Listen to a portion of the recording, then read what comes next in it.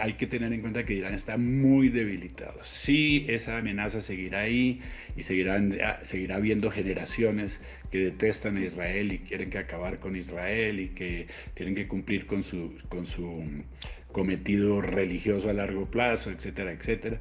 Pero Es verdad que hay una parte ahí que al seguir los ayatolás se abre la puerta a que Hezbollah y Hamas puedan seguir siendo financiados por el régimen iraní. ¿Estamos hablando realmente de una solución real o estamos hablando nuevamente de una extensión del tiempo en el que un país que siempre ha manifestado su deseo de tener el arma nuclear pudiera llegar a tenerla? ¿Cómo lo ves tú, Manolo? El problema es que Irán no es alguien de fiar. Los ayatolás siguen en el poder, es verdad que descabezados, como habéis hecho ese símil antes de muñecas matriuscas, siempre hay uno, pero hay otro líder después de la caída del anterior y siguen así, sigue siendo alguien poco confiable, ya lo fueron con Obama, que, bueno, que es lo que llevó a Trump a romper ese acuerdo que no se estaba cumpliendo. Y bueno, de momento yo creo que sí van a cumplir porque están muy mermados, porque evidentemente estos ataques han tenido unas secuelas claras en su potencial armamentístico y en sus planes de futuro, pero va a haber que tener mucho control y bueno, todavía estamos en los pasos previos, tenemos que ver este memorándum, cómo se desarrolla y cómo va a ser esa desnuclearización, por llamarlo de alguna manera, y ese control. Entonces, bueno, yo creo que aquí es muy importante el tema de cómo se va a llevar a cabo ese control para que Irán no vuelva a enriquecer uranio y a tener la posibilidad de crear más armas nucleares. Por otro lado, creo que los intereses de Estados Unidos y los de Israel no son exactamente los mismos y esta paz, que puede ser muy positiva para Estados Unidos, aunque no se haya conseguido el cambio de régimen, como decías, y aunque tampoco fuera una promesa expresa de Estados Unidos provocar ese cambio de régimen, es verdad que hay una parte ahí que al seguir los ayatolás se abre la puerta a que Hezbollah y Hamas puedan seguir siendo financiados por el régimen iraní. Por eso Israel entiendo que tenga algún nerviosismo y alguna pega a este acuerdo, ¿no? Y eso que esta mañana, vamos a hablar, ya toca un punto muy interesante, Manuel, Omar, porque esta mañana Netanyahu estaba haciendo también unas declaraciones hablando de que celebraba de alguna forma este acuerdo porque reducía la capacidad nuclear de Irán, pero hacía una seria advertencia. Él decía que además en un año electoral donde él va a presentarse nuevamente a una reelección, para él es importante la seguridad de Israel.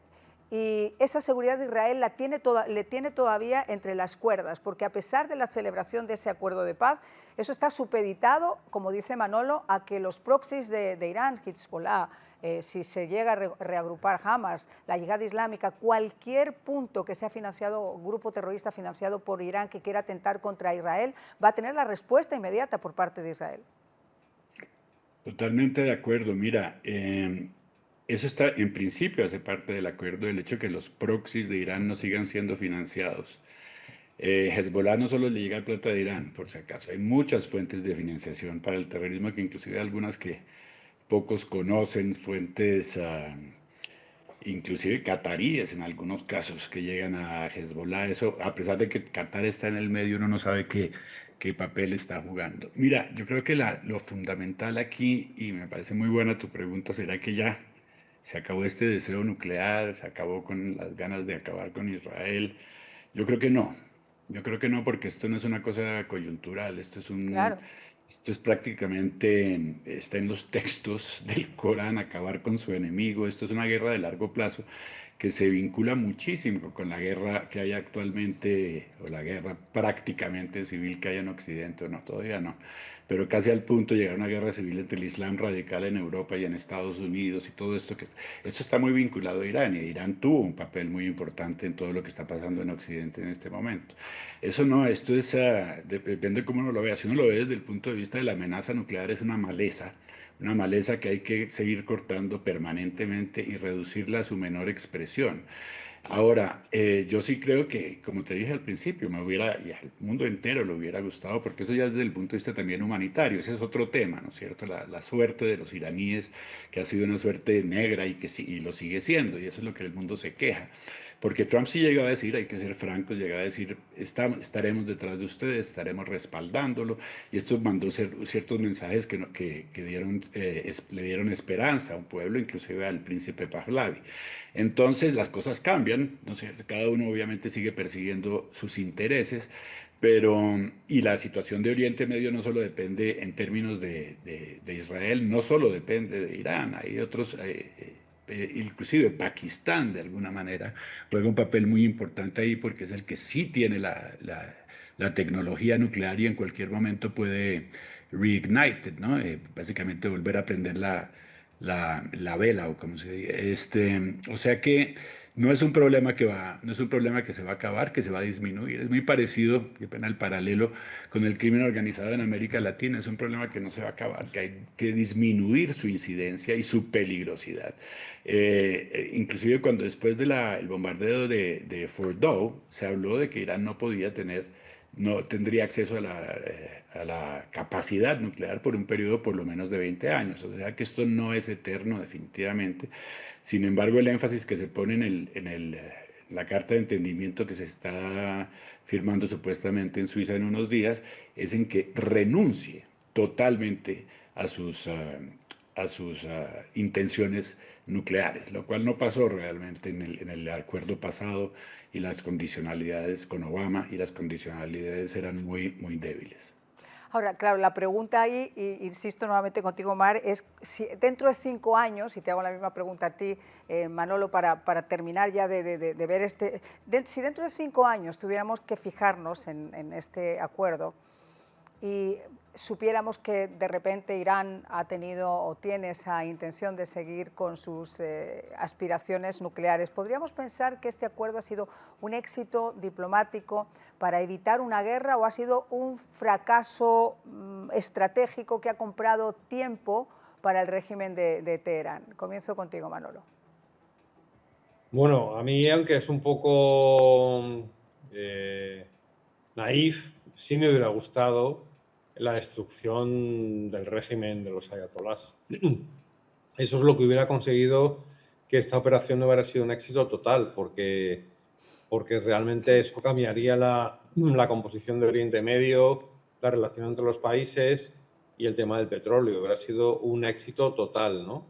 Este acuerdo puede ser positivo, pero al final, si nos fijamos, la política estadounidense está muy pegada a los vaivenes del poder y digamos que Trump está intentando enmendar los errores de Obama y quien nos dice que en 2 años pudiera haber un cambio en la Casa Blanca y otra vez la debilidad de los demócratas pueda revertir la relación con Irán, igual que puede revertir la relación que se está consiguiendo en Cuba y Venezuela, igual que se están cambiando las cosas en Venezuela y ahora parece que en Cuba. Yo siempre digo que hay que ser muy rápidos y hacer unos cambios que sean irreparables ya, porque si no, un demócrata de la Casa Blanca, con su política de buenismo, etcétera, etcétera, va a conseguir que volvamos a la situación, a la casilla de salida previa a la llegada de Trump a la Casa Blanca. Y fíjate que yo por eso marcaba mi editorial El Tiempo. Yo decía, pilas, porque son 60 días más desde la firma del acuerdo, nos estamos acercando a noviembre.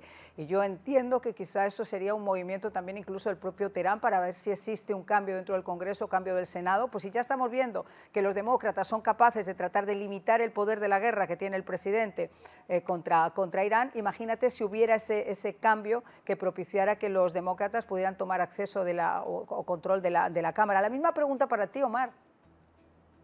Muy bueno, el factor tiempo es clave. No hay que dejar de lado la situación interna de los Estados Unidos, a pesar de que el movimiento MAGA y el Partido Republicano todavía le dan un 75% de apoyo a la guerra.